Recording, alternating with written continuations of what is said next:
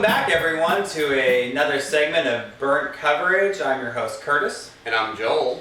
And we'll be breaking down the week 4 running backs for you this week. We're focusing mainly on DraftKings and FanDuel, but this could also help your standard league or any other daily, weekly leagues that you're in.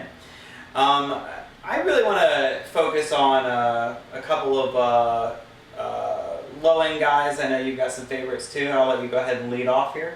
All right, I'm going to lead off with a toast to myself and a victory shot because last week, if you didn't watch, I went on a little tangent about LeGarrette Blount. Did you play LeGarrette Blount? If you listened to me, you did because I did, and if you did, you made some money. So when it comes to running backs, you know which side of the couch you need to go to. That's this side. All right, that's my tangent. I'll do my boasting in a minute. Well, I'm going to start off with my first choice. It's going to be Frank Gore. Frank Gore is going up against the Jacksonville Jaguars. You all know how I feel about the Jacksonville Jaguars. So he had 86 yards and 2 touchdowns last week, and this is not just chasing last week's stats. Jacksonville's giving up the 4th most fantasy points to running backs this year. And yes, this is the team that just gave up 3 touchdowns to LeGarrette Blount. And Andrew Luck is a little dinged up. Andrew Luck is not playing like the Andrew Luck we've all come to expect. And I think that has more to do with the offensive line of Indy just playing awful. Like, they really have no pass protection at all. And I think the way to combat that is to really establish the ground game early on, and hopefully, Indy will do that this week with Gore. Gore's been running really well. I was down on Gore last year, but he seems like he's rejuvenated with the Indianapolis Colts, and I really think this is the week to play the wily veteran. He's going for the dirt cheap prices of $7,300 on FanDuel and $4,700 on DraftKings. DraftKings, where are you getting your prices? I also like Gore. My only issues, and once again, I do like Gore. Let's throw this out there. Yeah. Indy hasn't played well. No. And I think they're going to improve. Yes. I think they're a better team than they've been posing themselves as. And Gore did have a good week last week. However, he hasn't broken 20 carries in a game.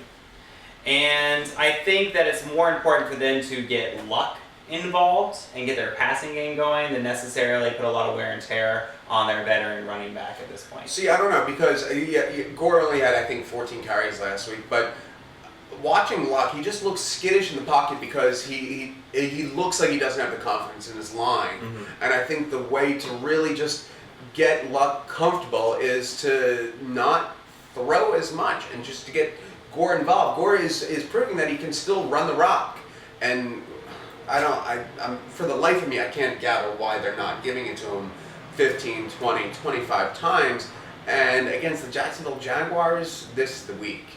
Yeah, to me, and further in the season too, as you play either in your standard or weekly leagues, it'll be curious to see if he does hit that 20 mark, because I think this is the perfect time, the perfect opportunity for him to hit that golden 20 carry mark.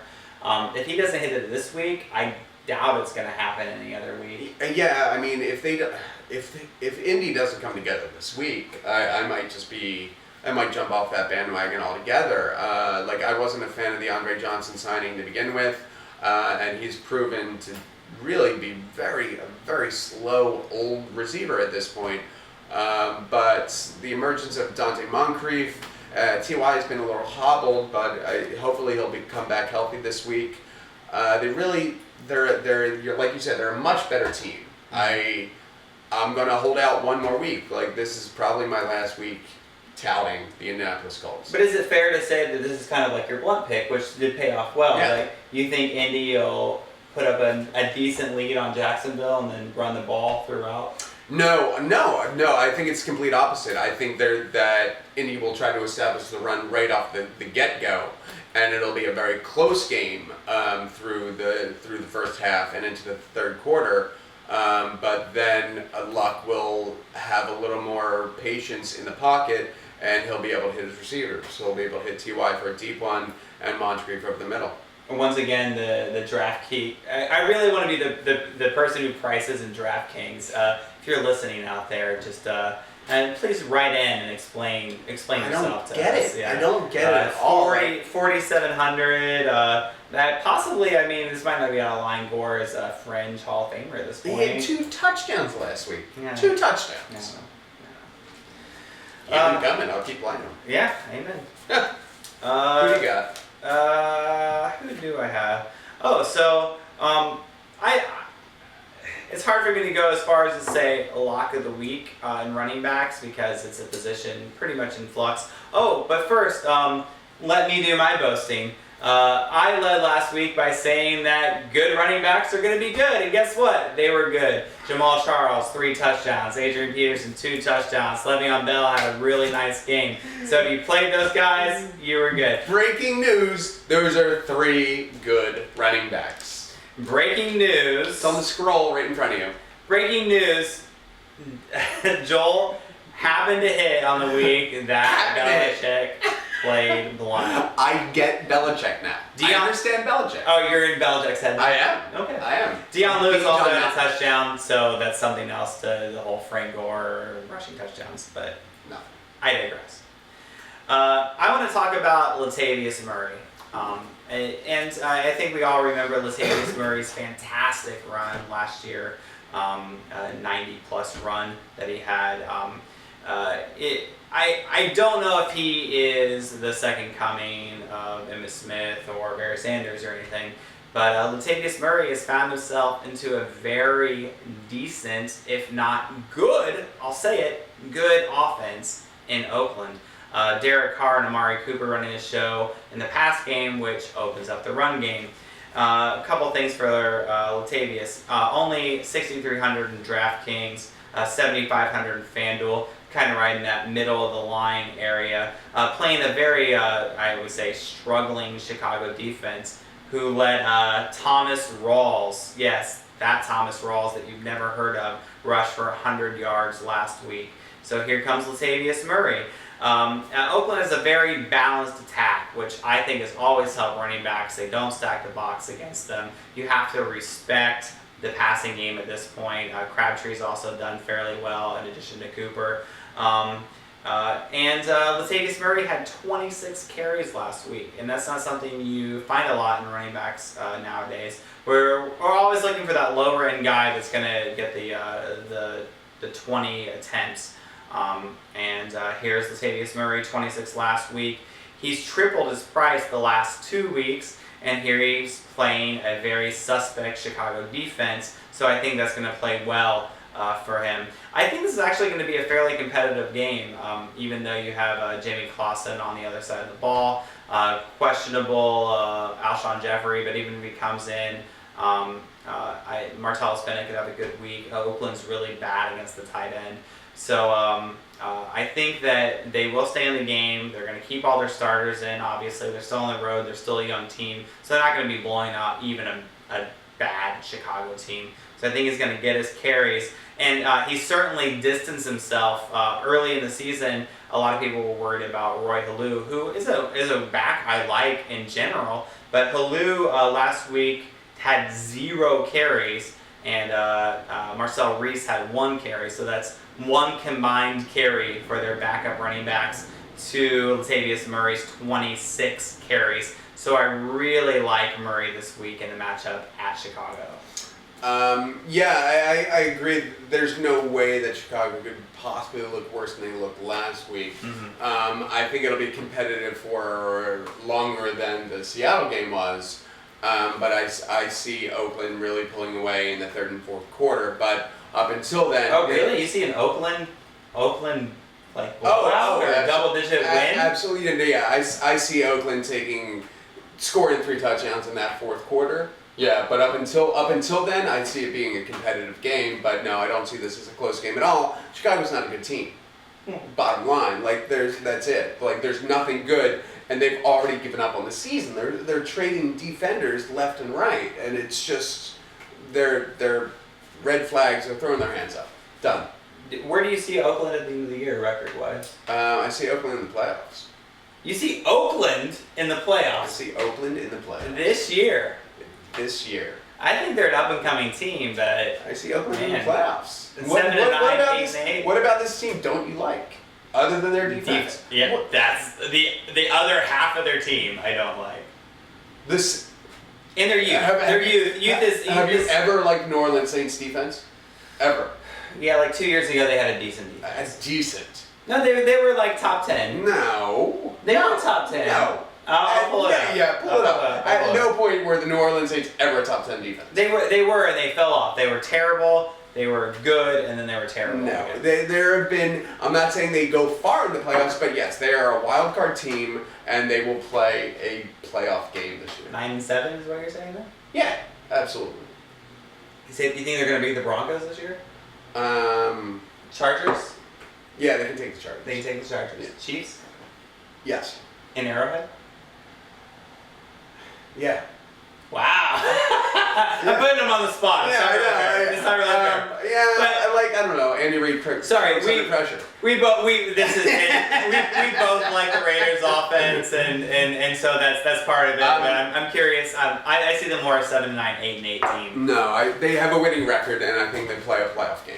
All right, that's interesting. Good. And- But Latavius Murray, you're No, absolutely. Like I like Latavius Murray a lot, but yeah, I have no problem with that call, unfortunately. All right. Sorry, guys. Next, let's go to another young running back.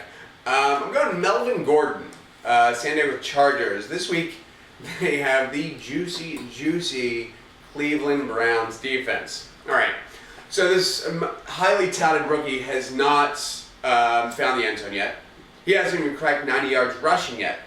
But the whole Danny Woodhead scare is moot now. That after week 1, everybody was panicking, jumping off the Melvin Gordon bandwagon because Woodhead had a great week 1. But the last 2 weeks, Melvin Gordon has actually out-touched Woodhead. So Woodhead is definitely a change of pace back and a threat in the red zone. But this is Melvin Gordon's job. He is at least a 2-down back for now. And I really think this is the week where that changes.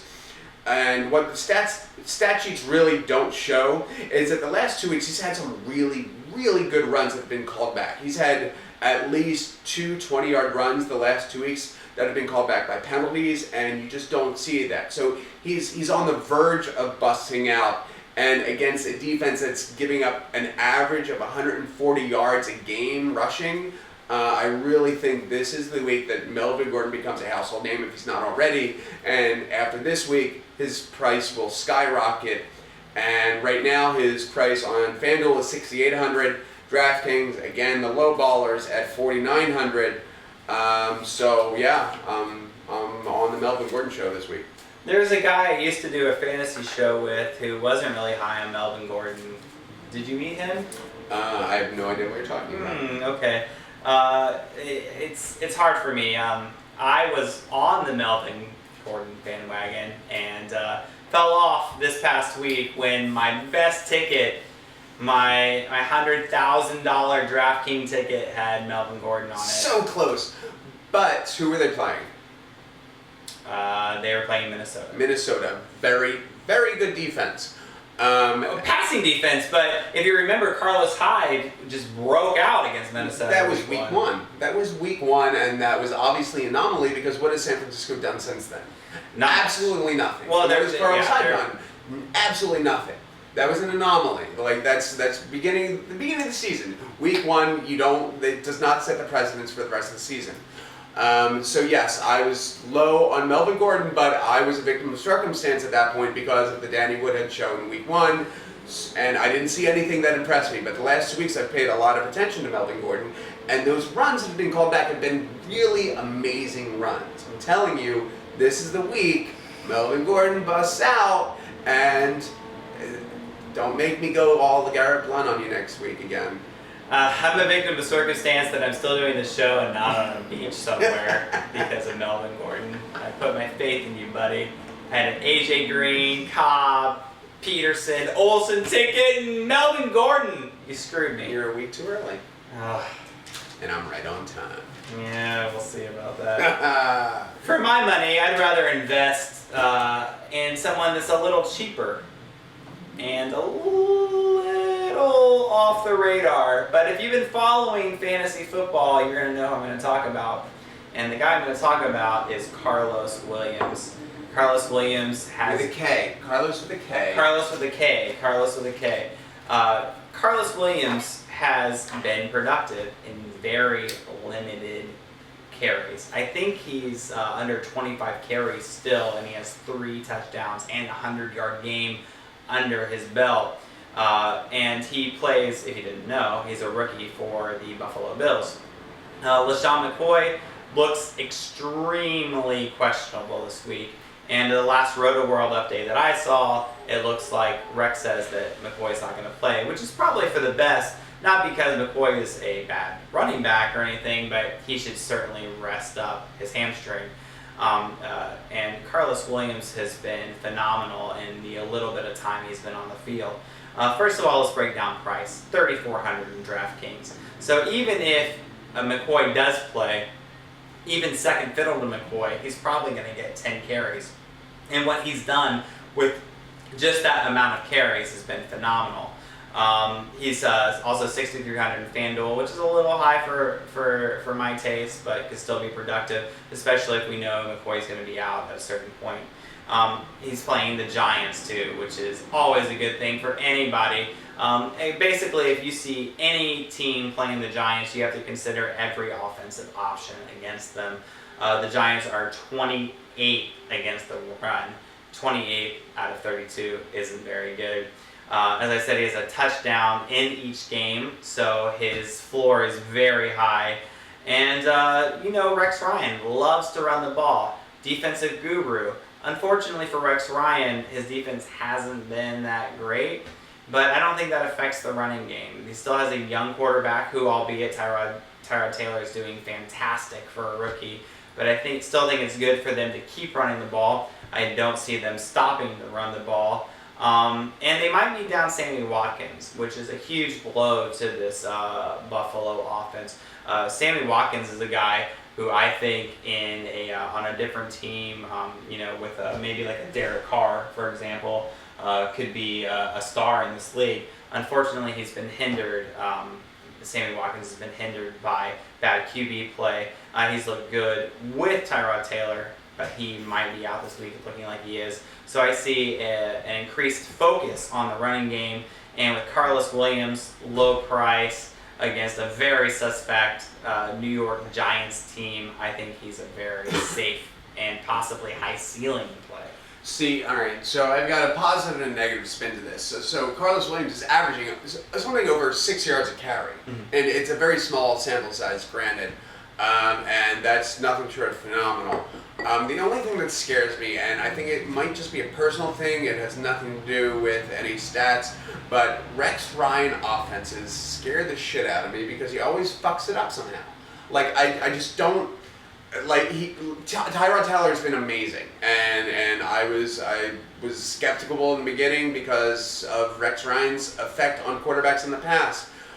And so I just don't know if this train is about to go off the rails, a la a Rex Ryan team usually does, or is this team legit? And I don't know. I'm not willing to pull the trigger. For 3,400? I like him. I like what he has to offer, but I just don't like the environment he's in. I think no McCoy gets 20 carries. With McCoy, he gets 10 carries. Yes. So 3,400, and we've seen what he does with 10 carries. Worth the price. And if I don't know. It's the Rex Ryan factor. He scares the shit out of me with offenses. If we were talking about a Bills defense, I might be able to get on. Granted, they haven't been as dominant as they were last year, but I don't know. Rex Ryan always managed to screw it up. There's too much positive here. The bad Giants defense, Buffalo Bills. The Giants are a terrible defense. Yeah, and Bills at home. It's hard for me to stay away, and I'm able to squeeze in all these other quarterback, wide receiver stacks that I want to do. So for me, I think he's worth the risk. I mean, for me, if I was going to play any Bills of note, I would probably do a stack of Taylor and his tight end Clay. But I don't know. I'm not willing to go there yet. And I'm not opposed to that. I don't think we're going to cover this, so let's throw it in real quick. Tyrod Taylor, Clay. I actually like Robert Woods and Harbin too. Both. They all have possibility for their low price. So this week, Buffalo Bills are Jacksonville Jaguars of last week. You're in on all offensive players of the Buffalo Bills. Hey, okay, so you're gonna call me out on yeah, this? I mean, You're gonna call me out on this? you literally were on board for every offensive player of the Bortles Jaguars. tripled his price in garbage time. But I just want to note that so this week's Jacksonville Jaguars are the Buffalo Bills. No, I don't think the New York Giants are as good as the New England Patriots. I think we can all agree on that. Let me write that down. I'm just gonna say the Bills have as good. Yeah, not as good. Please write that down. I think that the Bills have proved enough on offense so far on the road and against good teams that it wouldn't hurt to play a lot of these Bills. I wouldn't be surprised if a bunch of them scored. I know you're gonna pick a Bill later. I'll say. I am going to, but it also wouldn't surprise me if the Giants win this game handily. I do real quickly want to bring focus to one guy. And I kind of brought it up a second ago with Latavius Murray, and I want to bring up Thomas Rawls, and I think he's a really interesting case, and this is kind of your balls out pick for the week. This is a dangerous play, but Thomas Rawls, 100 yards rushing last week, albeit against Chicago. That's why I'm playing Latavius Murray this week, because that's who Thomas Rawls did it against, 100 yards. But Thomas Rawls playing Detroit, who's also not a great defense. They lost Sue. They put in Nada. That hasn't worked quite yet. Nada's on his last legs. Thomas Rawls is only $3,000, the cheapest player in DraftKings. FanDuel is $6,000. FanDuel got the notice, but once again, DraftKings didn't watch football last week. So the problem is that Thomas Rawls, if he does play and he starts, it's Monday night. So you've got to hope and pray that Lynch doesn't play. Now they're saying he's 50-50, which doesn't sound very good. But if you do that, like there is a way to capitalize on that.